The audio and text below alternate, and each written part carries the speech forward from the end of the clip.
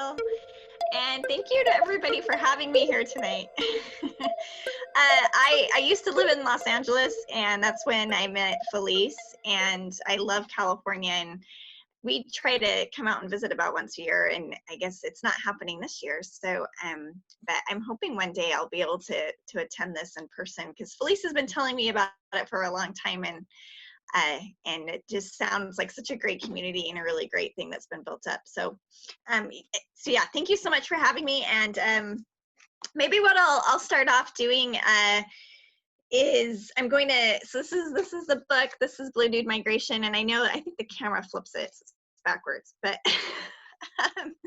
so I'm going to talk a little bit about the project, I guess, before I start reading the poems, just to give you some background, because I don't like to, when I don't know, I don't always do this. Like, usually when I do poetry readings, I'll maybe talk a little bit about the poems and what was going on when I wrote them, maybe, and share some things. But with this book, once I start reading the poems, I just kind of like to go straight through, and I think maybe it's just because of the narrative of what's going on with the blue nudes. So just let them speak for themselves. But before I get started, the blue nudes in this book originally were Henry Matisse's blue nudes, if you know his blue nude cutouts. So, and if you don't, just Google him and you'll find him, and you'll probably say, oh yeah, as soon as you see him.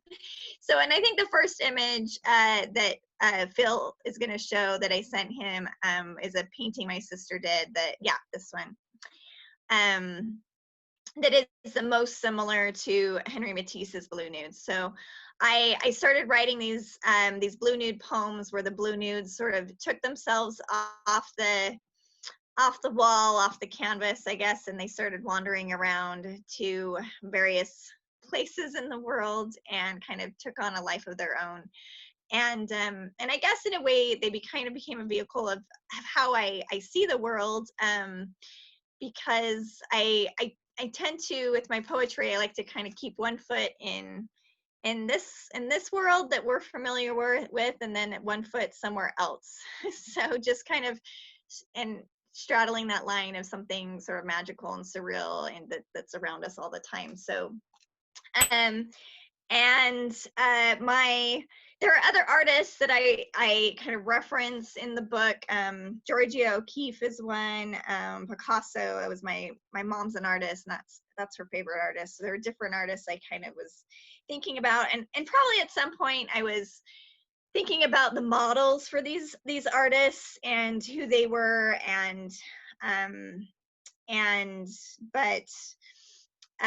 there is my sister, her name is Catherine Stott Buxton, and she, at some point we chatted, and I had shared these poems with her, and I actually have a couple of the original paintings behind me. There's kind of a glare, sorry, the lighting in this room is a little weird, but and she had done some paintings before, like after my first book was published, she had done some paintings that kind of corresponded with some of those poems, and she said, I'd really like to paint these nudes. She got really excited about it, and so we decided to collaborate, and I said, well, that would be really cool. It'd be really cool to have a book with the art and the poems, so the poems sort of began as an acrostic collection, me responding to specific paintings and visual art, and then moved to poetry, and then I liked that then there was that kind of begat more art, more visual art, so that you kind of see the development and how that happened. So they're just in conversation with each other, and so you'll get to see, and I'm just really, really happy I found a press that was willing to print the paintings in full color inside of the book. So and they did a really fabulous job. I'm really happy with how they turned out. So I'm gonna and maybe at some point, maybe during open mic or something, I'll put my sister's website in the chat, so you guys can, if you're interested, you could look her up and check out her art. So, and okay, so I guess that's all I have to say about it. I'll just read poems now. And let's see, Phil, did you want to pull those up? Okay, perfect, thank you. Okay, Blue Nude, chapter 1. There's a little quote here. by Henry Matisse. It has bothered me all my life that I don't paint like everybody else. We do not pretend to know what she is thinking in her pose, what colors she will suppose to slip into when she dresses, blue feet, blue thighs, blue breasts, blue eyes.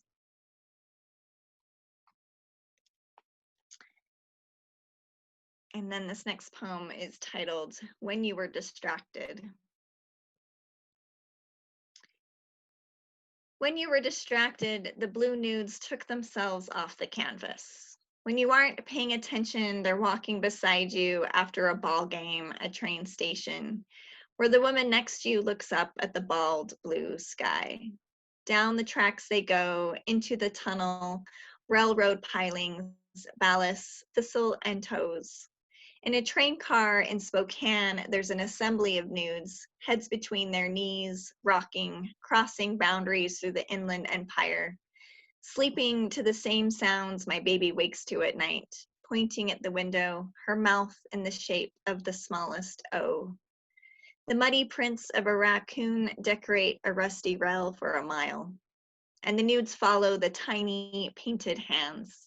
The animal is eating fish or garbage. The animal is hiding somewhere in the dark, in the blue dark.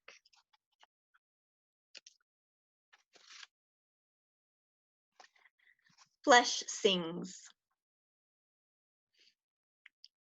She painted music naked, titled it Blue and Green or Pink and Blue. The folds of notes a river, long hair a melody, the bass in straight lines.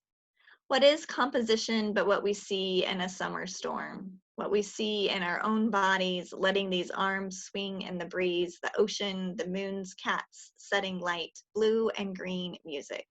So it begins to rain. The landscape gathers itself and a soul rises from the grass. What are these folds painted in the self? Flowers in the garden, the turn in song, rhyme, iris, morning glory, skin.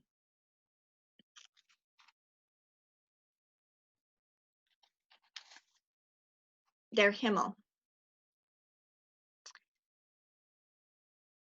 I give a blue moon to the old woman. She places it to her cheek. The moon takes a place on the concrete steps. I give another to a child who names the moon and wants to dress it the color of apples. In an orchard away from here, light among branches spells out letters like those above doors in this street. I am dropping moons in the gutter. They are rolling and falling through drains into dark water they have always belonged to and I'll never see. Rats find the moons and make white nests. When their babies grow old and crawl out of their moons, old men will shout at their silver tails, Pegasus or Libra. Some of the moons have made it to the sea, where seagulls sleep with quarters in their dreams. Do angelfish sink when they die? A moon is in my palm, a piece of sky is dangling from my neck.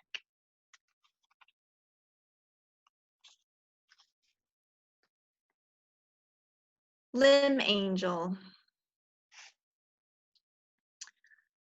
Autumn is thick with decay, and when dawn arrives wearing a brilliant new frost, the nudes climb to the arms of an oak tree, flesh upon flesh, dangling from fire-dyed branches are blue legs, arms, upside-down faces.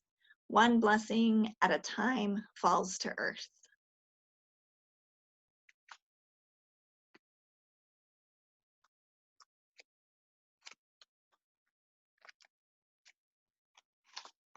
Dressed. The blue nudes decided to try on differences in skin. Pink didn't go well with their eyes, green made them jealous and guilty, red, well, never mind. The blue nudes found snake skin left behind in the land of wandering snakes. They tried the skin on their arms, like the iridescence of scales, the fragrant patterns that glowed like stars. New, blue, reptilian nude. They preferred dark, slept in shadow, stuck out their tongues, and swallowed small animals. Coiled, loved coiling. The blue nudes liked the pattern of their new life, the way the hearts of everyone around squirmed like nervous eels. Sumptuous spines. But in time, the blue nudes missed the bareness. They wandered the desert in search of emptiness. They found a stage full of bats, kangaroo rats, and the dead limbs of cacti spread across sand. The nudes were in awe with the way blue skin could disappear and reappear at sunset. We all held our breath.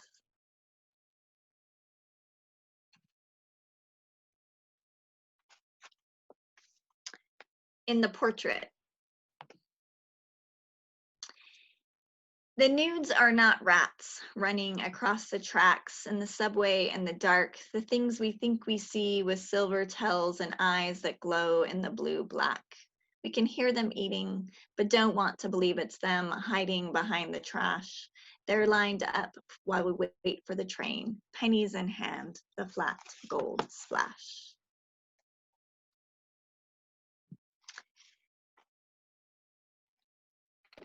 And this is what didn't happen.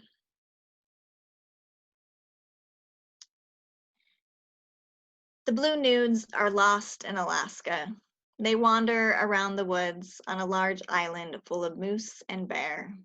Large paws are tracked in mud. Hemlocks creak with wind, layers upon layers of moss. The nudes want so badly to lie down in it, feel the damp on their skin. There are blueberries to eat and red squirrels that shout. Ocean rises and falls a few miles from them in any given direction. The nudes feel the breath and hear the creatures with large hearts swim and sing. We must be so close. Do they see whales rise? No. The blue nudes, the lot of them, have formed a circle in the woods after hours of walking. Remember this tree broken here like this? The nudes continue searching. What if we are never found and we never find? They stagger into a clearing full of feathers and drops of blood. They think of the tide retreating and boats that can take them away. They are moved to pray. They kneel beside a false azalea and ask God to provide a bird to lead them. They pray and pray. Okay, so I might just read one last poem if you think I have time, but it doesn't. I'm not gonna. We don't have the painting to go with it, but I am. Let me just find it. So this is the poem that matches up with the cover art in the book, or that's on the cover. And I'd like to end here because so there's a meteor shower going on right now. Is it called the I'm probably going to butcher the name. The Perseus, does anyone know? But it actually goes on for about a month every August, and yeah, there you go, perfect, thank you. And so, but there's sort of a peak day. So the 12th was supposed to be the peak of the shower and the meteor shower, and so we took our girls, my 4-year-old and my 1-year-old, way up in the mountains to get away from the light pollution last night and to show them shooting stars. And of course the 1-year-old, I knew she'd just be sleeping the whole time, she wasn't going to care, but my 4-year-old was really excited, and so we were sort of all lying there underneath the stars. And it's been a long time since I've seen stars like that. I feel like the last few times I've been camping, the moon has been out, which is also fabulous to have a full moon camping, but you don't get to see as many stars when that happens. And I can't, my house, there's too much light pollution to see that many. And so it was, and it's also fairly hazy because of wildfires where I'm at. So, but it was just beautiful. And, that Big Dipper makes an appearance in this poem. And so I wanted to read this one, I guess, and just because of what's going on. So if you get a chance to get somewhere where you can get away from city lights and away from everyone else, to go watch some shooting stars right now. So this is Absence. Blue nudes hide in the wheat fields, all that rolling green. During the day, occasionally you'll see a body stand waist deep or a head lift up from the swaying, feathery tops of grain. They lie down in it and believe their secrets kept. Watch from the corner of your eyes at night. They come out, they stand and see no one and continue walking with their hands, palms down, the young wheat barely touching that skin. The moon is a sliver hiding in blackness above them. The stars falling clockwise as their bare feet turn slightly in the same direction until they remember that North Star and perfect ladle, offering anyone a sip of universe if they will take it.